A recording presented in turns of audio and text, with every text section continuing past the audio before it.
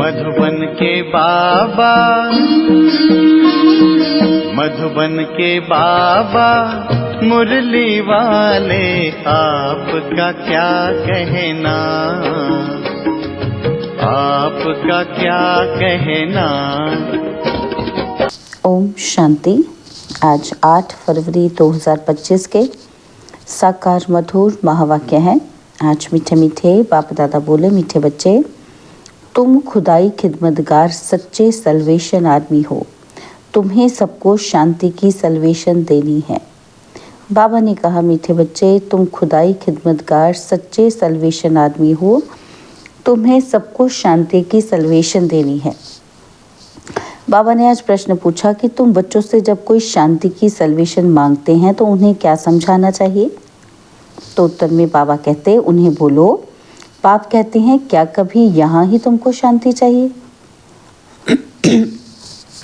क्या कहते बाबा कि उनको बोलो कि क्या अभी यहाँ ही तुमको शांति चाहिए। ये कोई शांति धाम नहीं है। शांति तो शांति धाम में ही हो सकती है, जिसको मूल वतन कहा जाता है।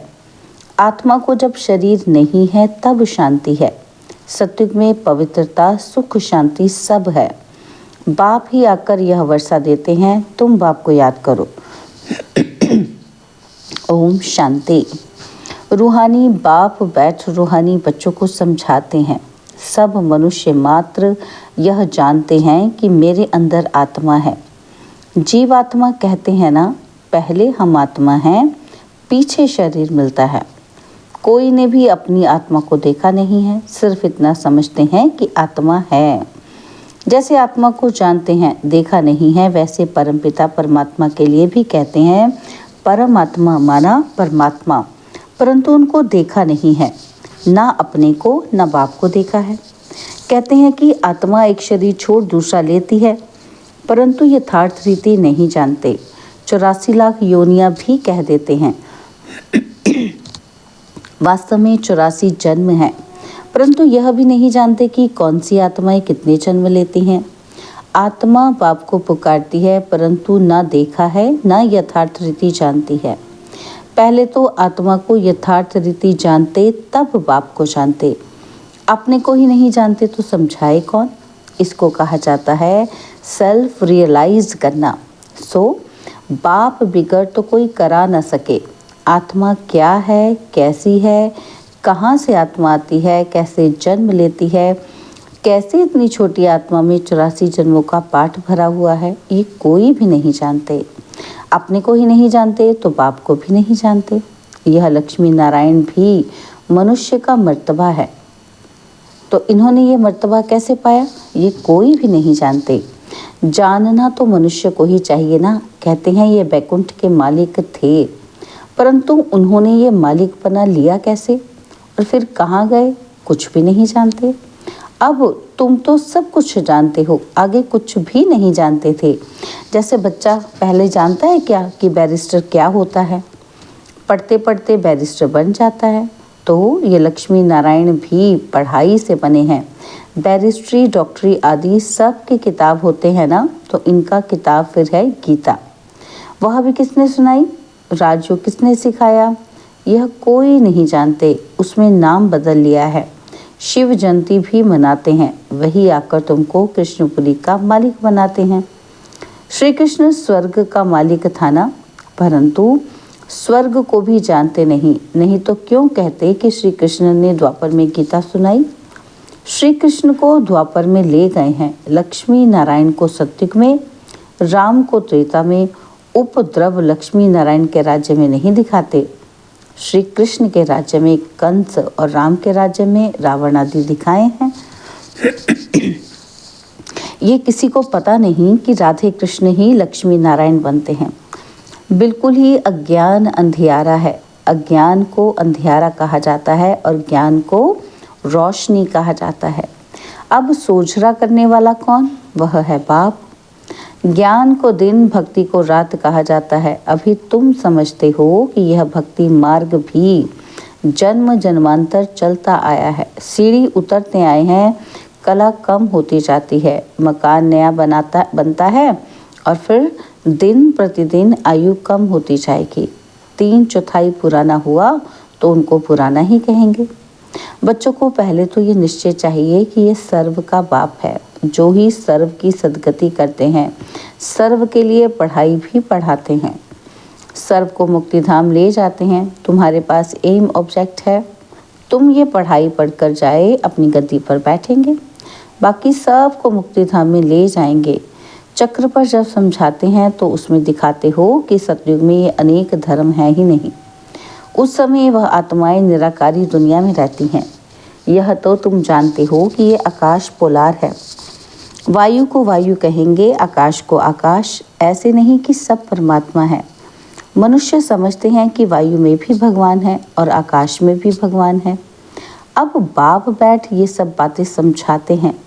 बाप के पास जन्म तो लिया, फिर पढ़ाते कौन है? बाप ही रूहानी टीचर बन पढ़ाते हैं। अच्छा, पढ़कर पूरा करेंगे तो फिर साथ ले जाएंगे और फिर तुम आएंगे पाठ बजाने। सत्युग में पहले पहले तुम ही आए थे, अब फिर सब जन्मों के अंत में आकर पहुँचे हो और फिर पहले आएंगे। अब बाप कहते हैं दौड़ी लगाओ, अच्छी रीति बाप को याद करो, औरों को भी पढ़ाना है, नहीं तो इतने सबको पढ़ाए कौन? बाप का ज़रूर मददगार बनेंगे ना। खुदाई खिदमतगार भी नाम है ना। अंग्रेजी में कहते हैं सल्वेशन आर्मी। कौन सी सल्वेशन चाहिए? सब कहते हैं शांति की सल्वेशन चाहिए, बाकी वह कोई शांति की सल्वेशन थोड़ी देते हैं। जो शांति की सल्वेशन मांगते हैं उन्हें बोलो। बाप कहते हैं क्या अभी यहाँ ही तुमको शांति चाहिए? ये कोई शांति धाम थोड़ी है। शांति तो शांति धाम में ही हो सकती है, जिसको मूल वतन कहा जाता है। आत्मा को शरीर नहीं है तो शांति में है। बाप ही आकर ये भरोसा देते हैं। तुम्हारे में भी समझाने की बड़ी युक्ति चाहिए। प्रदर्शनी में अगर हम खड़े होकर सबका सुने तो बहुतों की भूलें निकालें, क्योंकि समझाने वाला नंबरवार तो है ना। सब एक रस होते तो ब्राह्मणी ऐसे क्यों लिखती कि फलाने आकर भाषण करें? अरे तुम भी ब्राह्मण हो ना। बाबा फलाना हमारे से होशियार है, होशियारी से ही मनुष्य दर्जा पाते हैं ना, तो नंबरवार तो है ना। जब इम्तिहान की रिजल्ट निकलेगी तो फिर तुमको आप ही साक्षात्कार होगा, फिर समझेंगे हम तो श्रीमत पर नहीं चलते। पाप कहते हैं कोई भी विकर्म मत करो, देहधारी से लागत नहीं रखो। यह तो 5 तत्वों का बना हुआ शरीर है ना। 5 तत्वों की थोड़ी पूजा करनी है, वह याद करना है। भली आंखों से देखो परंतु याद बाप को करना है। आत्मा को अब नॉलेज मिली है, अब हमको घर जाना है, फिर बैकुंठ में आएंगे। आत्मा को समझ सकते हैं, देख नहीं सकते। वैसे यह भी समझ सकते हैं, हाँ, दिव्य दृष्टि से अपना घर व स्वर्ग देख सकते हैं। बाप कहते हैं बच्चे, मन मना भव मध्यजी भव, मना बाप को और विष्णुपुरी को याद करो। तुम्हारी एम ऑब्जेक्ट ही यह है। बच्चे जानते हैं कि हमको अभी स्वर्ग में जाना है, बाकी सबको मुक्ति में जाना है। सब तो सत्युग में आ नहीं सकते। तुम्हारा है डिटिज्म, ये हो गया मनुष्य का धर्म। मूल वतन में तो मनुष्य नहीं है ना, यहाँ है मनुष्य सृष्टि। मनुष्य ही तमो प्रधान और फिर सतो प्रधान बनते हैं। तुम पहले शूद्र वर्ण में थे, अभी ब्राह्मण वर्ण में हो। यह वर्ण सिर्फ भारतवासियों के हैं और कोई भी धर्म को ऐसे नहीं कहेंगे। ब्राह्मण वंशी, सूर्यवंशी इस समय सब शूद्र वर्ण के हैं, जड़ जड़ी भूत अवस्था को पाए हुए हैं। तुम पुराने बने तो सारा झाड़ जड़ जड़ी भूत तमो प्रधान बना है, और फिर सारा झाड़ थोड़ी सतो प्रधान बन जाएगा। सतो प्रधान नए झाड़ में तो सिर्फ देवी देवता धर्म वाले ही हैं, और फिर तुम सूर्यवंशी से चंद्रवंशी बन जाते हो। पुनर्जन्म तो लेते हो ना, और फिर वैश्य शूद्रवंशी, ये सब बातें हैं नई। हमको पढ़ाने वाला ज्ञान का सागर है, वही पतित पावन सर्व का सद्गति दाता है। बाप कहते हैं तुमको ज्ञान मैं देता हूँ, तुम देवी देवता बन जाते हो और फिर ये ज्ञान रहता नहीं। ज्ञान दिया जाता है अज्ञानियों को। सभी मनुष्य अज्ञान अंधियारे में हैं, तुम हो सोजरे में। इनके 84 जन्मों की कहानी तुम जानते हो। तुम बच्चों को सारा ज्ञान है। मनुष्य तो कहते हैं भगवान ने सृष्टि रची ही क्यों? क्या मोक्ष नहीं मिल सकता? अरे यह तो बना बनाया खेल है, अनादि ड्रामा है ना। तुम जानते हो कि आत्मा एक शरीर छोड़ जाकर दूसरा लेती है, इसमें चिंता करने की दरकार ही क्या। आत्मा ने जाकर अपना दूसरा पार्ट बचाया, रोए तब जब वापस चीज मिलनी हो, वापस तो आती ही नहीं, फिर रोने से क्या फायदा। अभी तुम सबको मोह जीत बनना है, कब्रिस्तान से मोह क्या रखना है, इसमें तो दुख ही दुख है। आज बच्चा है, कल बच्चा भी ऐसा बन जाता जो बाप की पग उतारने में भी देरी ना करे, बाप से ही लड़ पड़ते हैं। इसको कहा ही जाता है निधन की दुनिया, कोई धनी दौनी है ही नहीं जो शिक्षा दे। बाप जब ऐसी हालत देखते हैं तो धन का बनाने आते हैं। बाप ही आकर सबको धन का बनाते हैं, धनी आकर सब झगड़े मिटा देते हैं। सत्युग में कोई झगड़ा होता ही नहीं, सारी दुनिया के झगड़े मिटा देते, फिर जय जयकार हो जाती है। यहाँ मेजॉरिटी माताओं की है, दासी भी इनको समझते हैं।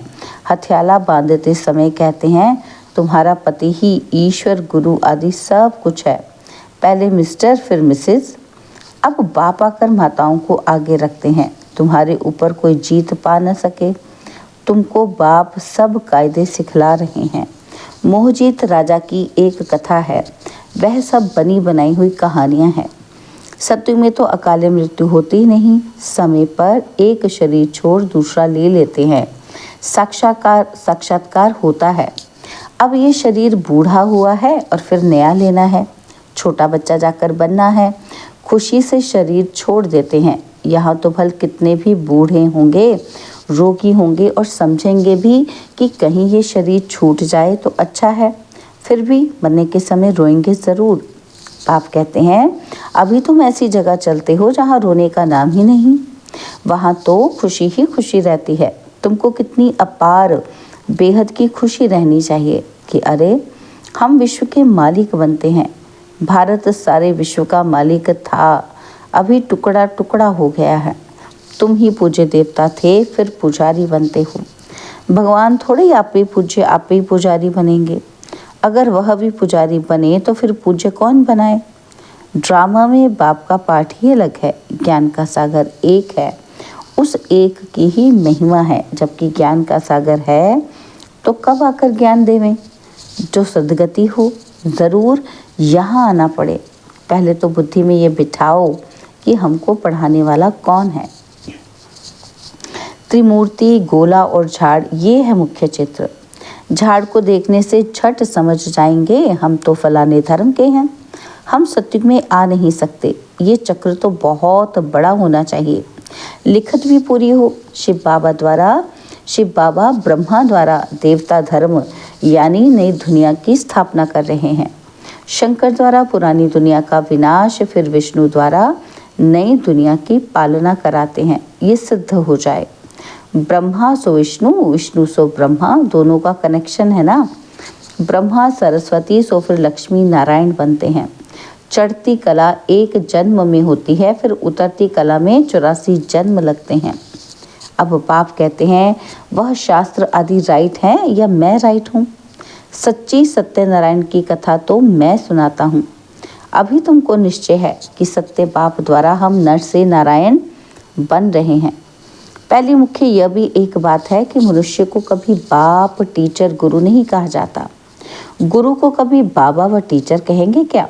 यहाँ तो शिव बाबा के पास जन्म लेते हो, फिर शिव बाबा तुमको पढ़ाते हैं और फिर साथ में भी ले जाएंगे। मनुष्य तो ऐसा कोई होता ही नहीं जिसको बाप, टीचर, गुरु कहा जाए। यह तो एक ही बाप है, उनको कहा जाता है सुप्रीम फादर। लौकिक बाप को कभी सुप्रीम फादर नहीं कहेंगे। सब याद फिर भी उनको करते हैं, वह बाप तो है ही। दुख में सब उनको याद करते हैं, सुख में कोई नहीं करते, तो वह बाप ही आकर स्वर्ग का मालिक बनाते हैं। अच्छा, मीठे मीठे सिकिलते बच्चों प्रति माता पिता बाप दादा का याद प्यार और गुड मॉर्निंग।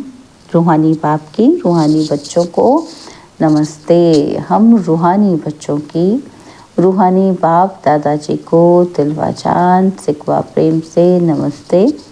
ओम शांति। प्यारे बाबा, मीठे बाबा, मेरे बाबा शुक्रिया, बाबा शुक्रिया, बाबा शुक्रिया। धारणा के लिए मुख्य सार है, पहला पॉइंट है, 5 तत्वों के बने हुए इस शरीर को देखते हुए याद बाप को करना है। कोई भी देहधारी से लागत माना लगाव नहीं रखना है, कोई भी कर्म नहीं करना है। और सेकंड पॉइंट है, इस बने बनाए ड्रामा में हर आत्मा का अनादि पाठ है। आत्मा एक शरीर छोड़ दूसरा लेती है, इसलिए शरीर छोड़ने पर चिंता नहीं करनी है, मोह जीत बनना है। बाबा ने वरदान दिया, संपूर्ण आहुति द्वारा परिवर्तन समारोह मनाने वाले दृढ़ संकल्पधारी भव। संपूर्ण आहुति द्वारा परिवर्तन समारोह मनाने वाले दृढ़ संकल्पधारी भव। जैसे कहावत है, धर्म धरत पर ये धर्म न छोड़िए। तो कोई भी सर्कमस्टांस आ जाए, माया के महावीर रूप सामने आ जाएं, लेकिन धारणाएं न छूटें। संकल्प द्वारा त्याग की हुई बेकार वस्तुएं संकल्प में भी स्वीकार न हो। सदा अपने श्रेष्ठ स्वमान, श्रेष्ठ स्मृति और श्रेष्ठ जीवन के समर्थी स्वरूप द्वारा श्रेष्ठ पाठधारी बन श्रेष्ठता का खेल करते रहो। कमजोरियों के सब खेल समाप्त हो जाएं। जब ऐसी संपूर्ण आहुति का दृढ़ संकल्प होगा, तब परिवर्तन समारोह होगा। इस समारोह की डेट अब संगठित रूप में निश्चित करो। तो बाबा ने स्लोगन दिया, रियल डायमंड बनकर अपने वाइब्रेशन की चमक विश्व में फैलाओ। रियल डायमंड बनकर अपने वाइब्रेशन की चमक विश्व में फैलाओ। ओम शांति। अंतर्मुखी अभ्यास के लिए बाबा के अव्यक्त इशारे, एकांत प्रिय बनो, एकता और एकाग्रता को अपनाओ। तो बाबा कहते हैं, साधारण सेवाएं करना ये कोई बड़ी बात नहीं है, लेकिन बिगड़ी को बनाना, अनेकता में एकता लाना, ये है बड़ी बात। बाप दादा यही कहते हैं कि पहले एक मत, एक बल, एक भरोसा और एकता साथियों में, सेवा में और वायुमंडल में हो। ओम शांति।